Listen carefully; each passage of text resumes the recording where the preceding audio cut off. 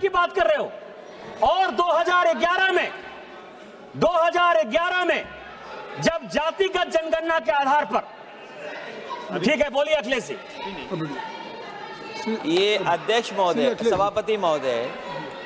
सभापति महोदय, समाजवादी पार्टी का हमेशा पक्ष रहा है कि महिला आरक्षण के हम पक्ष में, पहली बात। दूसरा, हम पार्टी के अनुसार चाहते हैं आरक्षण। तीसरा, हम जाति जनगणना चाहते हैं। आप इस सदन में कहिए कि जाति जनगणना करेंगे और कब तक करेंगे, और क्या ओबीसी महिलाओं को आप शामिल करोगे कि नहीं करोगे?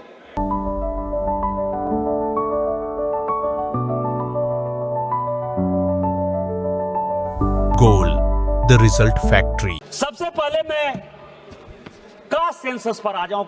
आजकल रोज कह रहे हैं सर कि दलित है, कौन पिछड़ा है, कौन आदिवासी है। सर, इस देश में सबसे यदि मजबूत कोई बिजनेसमैन है जिसकी की बहुत इज्जत है तो वो टाटा परिवार है। और राहुल गांधी जी को यही नहीं पता कि टाटा माइनॉरिटी है। वेदांता के मालिक अनिल अग्रवाल जी ओबीसी हैं। सुजलॉन के मालिक तुलसी ताती शेड्यूल कास्ट। और मैं आपको बता दूं सर कि बहुत बड़ा ग्रुप है माइकल सेन, उसका जो सीईओ है वो अरुण उरांव आदिवासी। जिसको जो अपॉर्चुनिटी मिली इस अपॉर्चुनिटी में काम किया। लेकिन आपने क्या किया?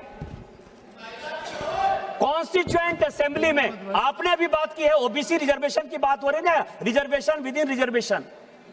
ओबीसी को संवैधानिक अधिकार हमारे प्रधानमंत्री ने दिया। आप मांग रहे हो, आपका डिमांड क्या है? सारे अपोजिशन के लोगों ने, अखिलेश यादव जी से लेकर सारे लोगों ने कहा कि ओबीसी महिलाओं को रिजर्वेशन चाहिए। इसी ओबीसी रिजर्वेशन के लिए 2010 में जब राज्यसभा में यह कानून पास हो रहा था तो जो सदन के नेता थे प्रणब मुखर्जी साहब और जो उस वक्त के तत्कालीन प्रधानमंत्री थे मनमोहन सिंह जी, उनका स्टेटमेंट लेकर आया हूं मैं।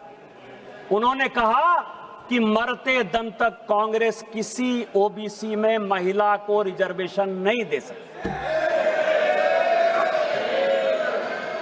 इसी शेड्यूल कास्ट, शेड्यूल ट्राइब के प्रमोशन के रिजर्वेशन के लिए जब इसी लोकसभा में कानून आया तो समाजवादी पार्टी के, सुनिएगा अखिलेश जी, आपके सांसद यशवीर सिंह जो शेड्यूल कास्ट थे, उनको इसी वेल में मैडम सोनिया गांधी ने पीटा।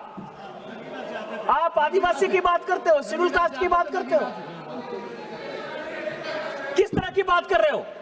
और 2011 में जब जातिगत जनगणना के आधार पर, ठीक है, बोलिए अखिलेश जी। ये अध्यक्ष महोदय, सभापति महोदय, समाजवादी पार्टी का हमेशा पक्ष रहा है कि महिला आरक्षण के हम पक्ष में, पहली बात। दूसरा, हम पार्टी के अनुसार चाहते हैं आरक्षण। तीसरा, हम जाति जनगणना चाहते हैं। आप इस सदन में कहिए कि जाति जनगणना करेंगे और कब तक करेंगे, और क्या ओबीसी महिलाओं को आप शामिल करोगे कि नहीं करोगे? सभापति महोदय, अखिलेश अभी तो भाषण चल रहा है, आपको क्लैरिफिकेशन मांगना है होम मिनिस्टर साहब का। जब प्रॉपर रिप्लाई होगा तब आ जाएंगे, अभी भाषण होने दीजिए। सभापति महोदय, निवेदन है कि बहुत ज्यादा इतिहास के पन्ने ना पलटें।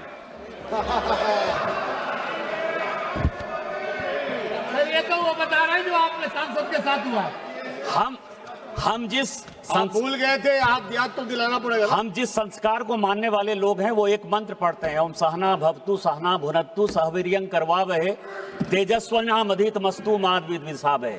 हमारे लिए schedule caste, schedule tribe, OBC, forward, backward सब बराबर है। हम उसके सबके कल्याण के लिए काम करते हैं।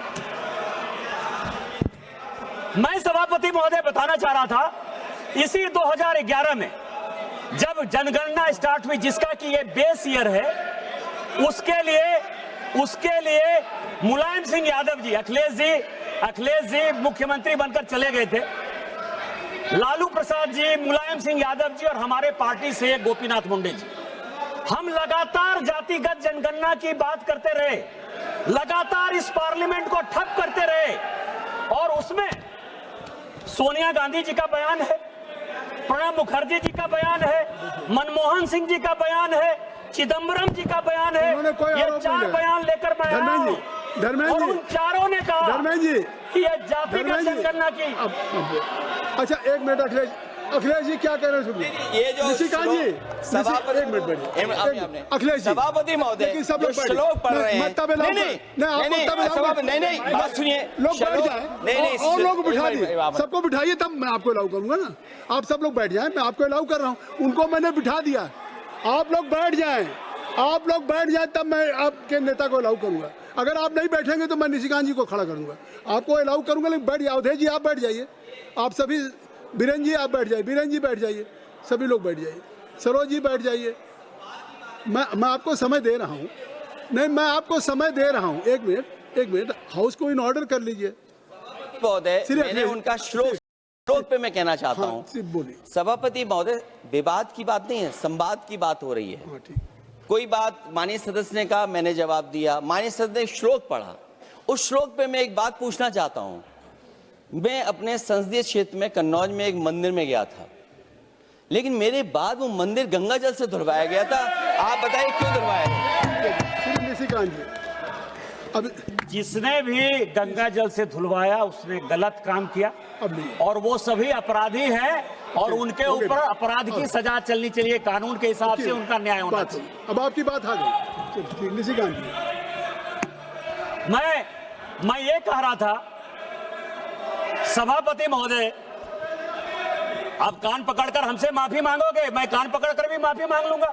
मैंने तो गंगा जल से नहीं धुलवाया है, जिसने भी गंगा जल से धुलवाया उसने गलत काम किया है। हमारा इससे क्या संबंध है?